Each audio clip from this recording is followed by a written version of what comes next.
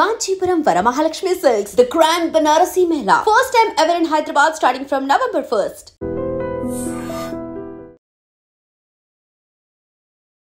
పశ్చిమ గోదావరి జిల్లా భీమవరం సుంకర పద్దయ్య వీధిలో దారుణమైన ఘటన చోటు చేసుకుంది. కన్న తల్లిని తమ్ముణ్ణి అత్యంత కిరాతకంగా కత్తితో పొడిచి చంపి ఆ తర్వాత ఆ వ్యక్తి ఎవరైతే ఉన్నాడో శ్రీనివాస్ 37 సంవత్సరాల ఆయనకి ఆ వీధిలో వచ్చి నిలబడ్డాడు. ఇంతలోనే ఓ వ్యక్తి ఏంటి అనుమానాస్పదంగా కనపడుతున్నాడు ఈ వ్యక్తి ఒంటి నిండా రక్తపు మరకలతో అని గుర్తించి ఏంటి నువ్వు ఏం చేసావు నువ్వెవరు అని అడిగేటప్పటికి నేను మనిషిని సార్, 2 దయ్యాల్ని చంపేశాను. అంటే ఎవరు వాళ్ళు అంటే మా అమ్మ మా తమ్ముడు. అమ్మ పేరు మహాలక్ష్మి, ఆవిడకి 60 సంవత్సరాలు. తమ్ముడు పేరు రవితేజ, వాడికి 33 సంవత్సరాలు. అయితే వీళ్ళిద్దరూ దయ్యాలు సార్, మనుషులు కాదు, నేను మాత్రమే మనిషిని. వాళ్ళిద్దరూ ఎంత గట్టిగా ఉంటారంటే పొడిచి చంపుతున్నా కూడా వాళ్ళకి ఏం అవ్వటం లేదు అంటూ విచిత్రకరమైనటువంటి మాటలు చెప్తున్నప్పటికీ ఆ వ్యక్తి పూర్తి వివరాలు తెలుసుకునే ప్రయత్నంలో మొత్తం వీడియో రికార్డ్ చేసి సోషల్ మీడియాలో పోస్ట్ చేశాడు. అయితే ఈ శ్రీనివాస్ అనే ఈ పర్సన్ మెంటల్ కండిషన్ పైన చాలా అనుమానాలు వ్యక్తమవుతున్నాయి. ఈ మానసిక పరిస్థితి సరిగా లేనటువంటి ఈ శ్రీనివాస్ తల్లిని తమ్ముడిని అత్యంత కిరాతకంగా దారుణంగా హత్య చేశాడు అనేది పోలీసులు గుర్తించారు. ఈ వ్యక్తి చూడండి, అసలు ఈ మధ్యకాలంలో ఇలాంటి ఘోరాలు ఎంత దారుణంగా ఉన్నాయంటే చాలా కేసుల్లో చాలా నేర ఘటనల్లో ఎందుకింత క్రూరంగా హత్యలు చేస్తున్నారు అని కేసు ఇన్వెస్టిగేషన్లో చూస్తే వాళ్ళ మెంటల్ కండిషన్ చాలా దారుణంగా ఉంటుంది.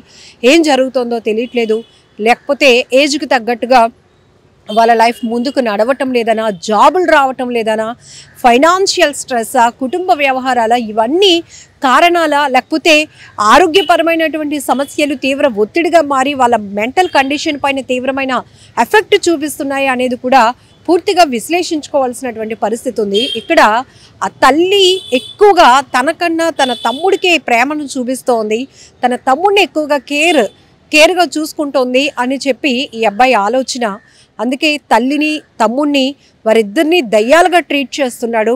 నేనేం చెప్పినా, నేను మనసులో ఏమనుకున్నా వాళ్ళిద్దరికీ తెలిసిపోతుంది సార్, వాళ్ళిద్దరు దయ్యాలు, నేను మాత్రమే మనిషిని, నేను చూడండి ఎలా ఉన్నానో, కానీ ఇంత ఉన్నానా, వాళ్ళని నేను చంపలేకపోయాను అని కూడా చెప్తున్నాడు. మరేం చేసి వచ్చావంటే కత్తి తీసుకుని పొడి చేశాను అని కూడా చెప్తున్నాడు. అంటే ఇక్కడే అతను ఈ వీడియోలో చెప్తున్నటువంటి మాటలు బట్టి ఆయన యాటిట్యూడ్ చూస్తూనే ఆయన మెంటల్ కండిషన్ మానసిక స్థితి ఎలా ఉందో కూడా అర్థమైపోతోంది. పోలీసులు అయితే కేసు దర్యాప్తు కొనసాగిస్తున్నారు. భయంకరమైన పరిస్థితి కనబడుతోంది. ఇక్కడ భీమవరంలోని సుంకర పద్దయ్య వీధిలో జరిగినటువంటి ఈ ఘోరమైన ఘటనకు సంబంధించి వీడియోలు కూడా ఇప్పుడు సోషల్ మీడియాలో వైరల్ అవుతున్నాయి. ఏం జరుగుతోంది, మనుషుల్లా కనపడుతున్నారు కానీ బుద్ధి మాత్రం చాలా నీచంగా మారుతోంది, క్రూరంగా మారుతోంది. మానసిక పరిస్థితులు బాగోలేనటువంటి వ్యక్తులు ఇంట్లో పెట్టుకోవటమే వాళ్ళ ప్రాణాలకు పెద్ద ప్రమాదమా అనే ఆలోచన కూడా చేయాల్సిన పరిస్థితి ఉంది.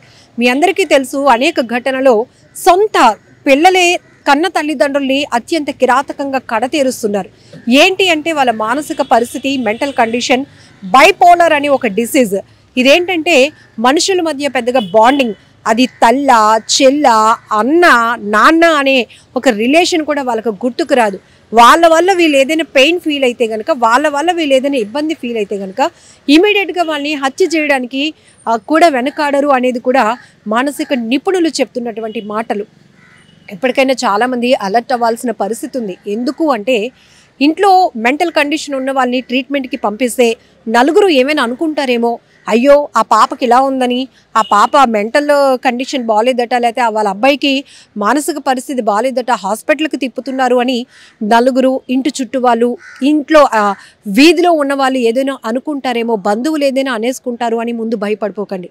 మీ పిల్లల ప్రవర్తనలో ఏ మాత్రం తేడా ఉన్నా ఇమీడియట్గా మీరు మాత్రం సైకాలజిస్టులను వెళ్ళి కలవాల్సిందే. సైకియాట్రిస్టులను కూడా అంతకు మించినటువంటి ట్రీట్మెంట్ ఇవ్వడానికి వాళ్ళు ఉంటారు.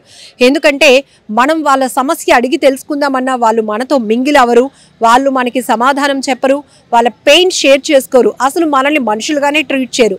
కాబట్టి ఈ పద్ధతిలో అంటే సైకాలజీ పద్ధతిలో వాళ్ళకి ట్రీట్మెంట్ అందితేనే వాళ్ళ ఆరోగ్యాన్ని బాగు చేసుకోగలుగుతారు. లేదు అంటే వాళ్ళ కండిషన్ మరింత సివియర్గా మారితే వాళ్ళు మిమ్మల్ని కూడా హత్యలు చేయడానికి వెనకడుగు వేరు. ఎందుకంటే ఇక్కడ చాలా అమాయకంగా అతని మాటలు వింటుంటే, సార్ ఇద్దరిని చంపేశాను సార్. ఒకరు మా అమ్మ, ఒకరు మా తమ్ముడు. నాకన్నా మా అమ్మకి వాడంటేనే ఇష్టం. నేను మనసులో ఏమనుకుంటున్నా వాళ్ళిద్దరికీ తెలిసిపోతుంది, అందుకే చంపేశాను. వాళ్ళిద్దరు దెయ్యాలు, చాలా గట్టిగా ఉంటారు అని చెప్తున్నాడు. అంటే మాటలు బట్టి అర్థమైపోతుంది ఈ శ్రీనివాస్ అనేటటువంటి వ్యక్తి మెంటల్ కండిషన్ ఎలా ఉంది అనేది. పోలీసులు కూడా షాక్ గురయ్యారు. ఎందుకంటే అతని మానసిక పరిస్థితి బట్టి ఆ తల్లిని తమ్ముడిని అత్యంత క్రూరంగా కత్తితో పొడిచి అనేక సార్లు పొడిచి చంపుంటాడు అనేది కూడా వాళ్ళు దర్యాప్తులో గుర్తించినటువంటి అంశాలు. ఏది ఏమైనప్పటికీ చాలా బాధాకరమైన ఘటన. ఈ మధ్యకాలంలో పిల్లలేంటి పెద్దవాళ్ళేంటి మానసిక పరిస్థితులు మాత్రం బాగోట్లేదు, అదుపు తప్పుతున్నాయి. ఎందుకంటే అనేక రకాల కారణాలు.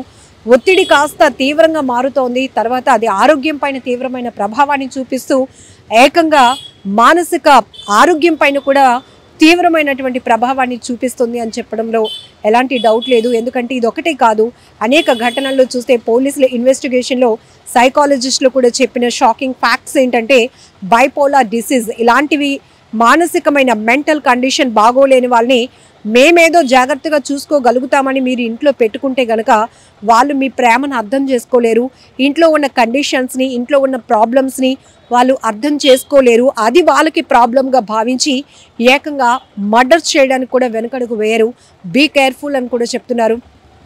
ఏమాత్రం పిల్లలు కావచ్చు, పెద్దవాళ్ళు కావచ్చు, ఉన్నట్టుండి వాళ్ళ బిహేవియర్లో ఏమైనా డిఫికల్ట్గా చేంజెస్ కనిపిస్తే, మెంటల్ చేంజెస్, బిహేవియరల్ చేంజెస్ ఏమైనా కనిపిస్తే ఇమీడియట్గా అలర్ట్ అవ్వండి.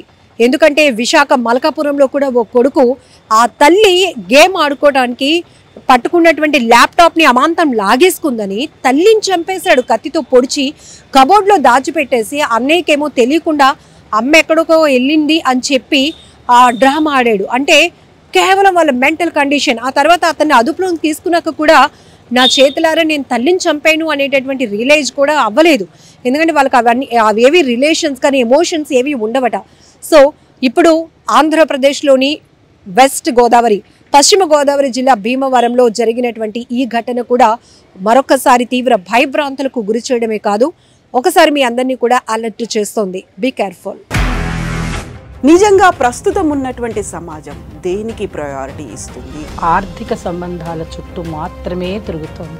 మళ్ళీ ఎన్నికలంగానే చాలా విరక్తి కలుగుతున్నాం. మంచి అనిపిస్తుంది కదా, లేడీస్ కూడా ఛాలెంజింగ్ జాబ్స్ చేసినప్పుడు చాలా బాగుంటది. ట్రాఫిక్ అసిస్టెంట్స్ గా నియమించిన ట్రాన్స్జెండర్స్ అందరితో సాల్యూట్ చేయించుకుంటున్నారు. ఫుడ్ డెలివరీ ఇవ్వటానికి వెళ్ళినటువంటి డెలివరీ బాయ్ అనిల్ పై కళ్ళ ముందు